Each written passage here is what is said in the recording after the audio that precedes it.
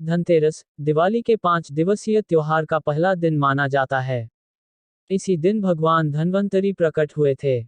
भगवान धन्वंतरी समुद्र मंथन के दौरान अपने साथ अमृत का कलश और औषधियां लेकर प्रकट हुए थे।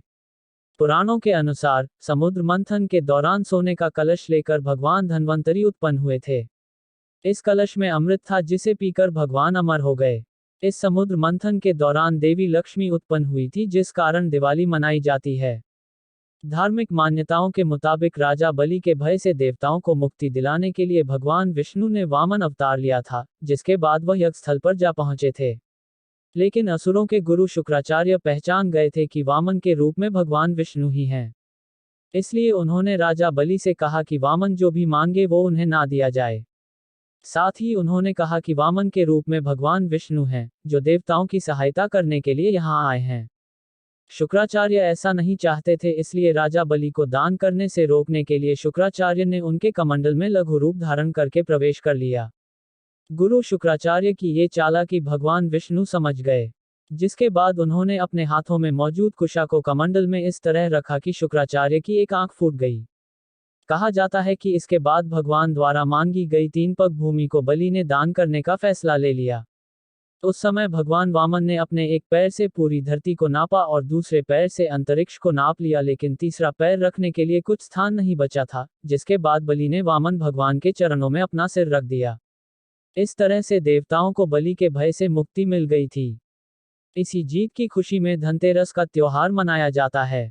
धनतेरस के दिन घर के बाहर शाम को मुख्य द्वार पर और आंगन में दीपक जलाने की परंपरा है। इस दिन घर के बाहर दीपक जलाने से अकाल मृत्यु का भय नहीं रहता। हिंदू शास्त्रों के अनुसार मृत्यु के देवता यम की दिशा दक्षिण है, इसलिए धनतेरस पर शाम को यम के लिए दक्षिण दिशा की तरफ मुंह करके एक दीपक जलाना चाहिए। इससे अकाल मृत्यु का दोष टल जाता है। अब जानते हैं धनतेरस से जुड़ी खास बातें। 1. शुभ मुहूर्त में पूजन करने के साथ 7 धान्यों की पूजा की जाती है। 7 धान्य में गेहूं, उड़द, मूंग, चना, जौ, चावल और मसूर शामिल होता है। 2. धनतेरस के दिन चांदी खरीदना शुभ माना जाता है। बर्तन और अन्य वस्तुओं के खरीदे का शास्त्र में कोई उल्लेख नहीं है। 3. इस दिन भगवान धन्वंतरी की पूजा से स्वास्थ्य और सेहत मिलता है। 4. इसी दिन यमदेव को भी दीपदान किया जाता है। इस दिन यमदेव की पूजा करने से घर में असमय मृत्यु का भय नहीं रहता है। 5. धन त्रयोदशी के दिन यमदेव की पूजा करने के बाद घर से बाहर कूड़ा रखने वाले स्थान पर दक्षिण दिशा की ओर दीपक पूरी रात्रि जलाना चाहिए। इस दीपक में सिक्का व कौड़ी भी डाली जाती। 6. धनतेरस पूजा के लिए सबसे उपयुक्त समय प्रदोष काल के दौरान होता है, जब स्थिर लग्न होता है। स्थिर लग्न के दौरान धनतेरस पूजा की जाए तो लक्ष्मी जी घर में ठहर जाती है। इस शुभ मुहूर्त में पूजा करने से धन, स्वास्थ्य और आयु बढ़ती है। 7. समुद्र मंथन के समय बहुत ही दुर्लभ और कीमती वस्तुओं के अलावा शरद पूर्णिमा का चंद्रमा, कार्तिक द्वादशी के दिन कामधेनु गाय, त्रयोदशी को धन्वंतरी और कार्तिक मास की अमावस्या तिथि को भगवती लक्ष्मी जी का समुद्र से अवतरण हुआ था। यही कारण है कि दीपावली के दिन लक्ष्मी पूजन और उसके 2 दिन पहले त्रयोदशी को भगवान धन्वंतरी का जन्मदिवस धनतेरस के रूप में मनाया जाता है। 8. भगवान धन्वंतरी को नारायण भगवान विष्णु का ही एक रूप माना जाता है। इनकी 4 भुजाएं हैं, जिनमें से 2 भुजाओं में वे शंख और चक्र धारण किए हुए हैं। दूसरी 2 भुजाओं में औषधि के साथ वे अमृत कलश लिए हुए हैं।